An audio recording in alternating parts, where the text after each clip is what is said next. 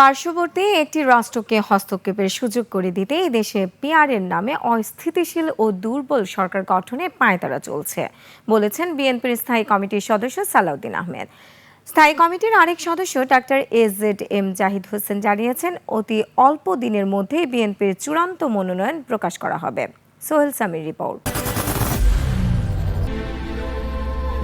I am Ox. Supreme court মিলনায়তনে Bangladesh nationalist British law students অ্যালায়েন্সের 15তম প্রতিষ্ঠা বার্ষিকী উপলক্ষে এই সেমিনার। এ সময় নির্বাচনে পিআর নিয়ে আলোচনা করেন বিএনপির স্থায়ী কমিটির সদস্য সালাউদ্দিন আহমেদ। তুলে ধরেন নির্বাচনের পদ্ধতি নিয়ে সংবিধানের রেফারেন্স। দেখেন আর্টিকেল 65 সাব ক্লজ 2, এখানে লেখা আছে একক আঞ্চলিক নির্বাচনী এলাকা হইতে প্রত্যক্ষ নির্বাচনের মাধ্যমে আইন অনুযায়ী নির্বাচিত 3 সদস্য সংসদ সদস্য লইয়া সংসদ গঠিত হইবে। পার্শ্ববর্তী একটি রাষ্ট্রকে হস্তক্ষেপের সুযোগ করে দিতেই পিআরের দাবি সামনে আনা হয়েছে বলে অভিযোগ করেন বিএনপির এই সিনিয়র নেতা।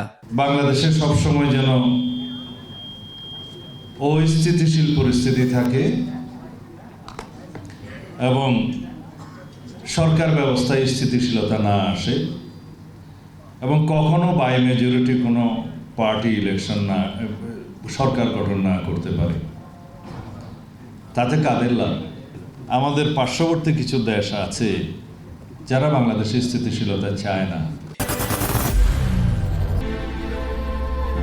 I am Ox.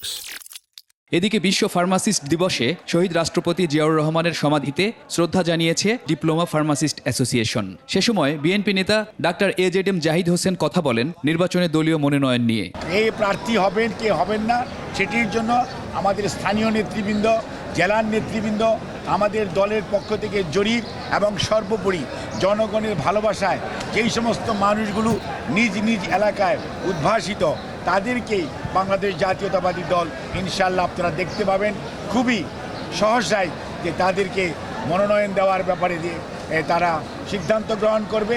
জাতীয় প্রেস ক্লাবের অপর এক আলোচনায় বিএনপি নেতা শামসুজ্জামান দুদু দাবি করেন সরকার নির্ধারিত সময়ের মধ্যেই দেশে নির্বাচন হবে।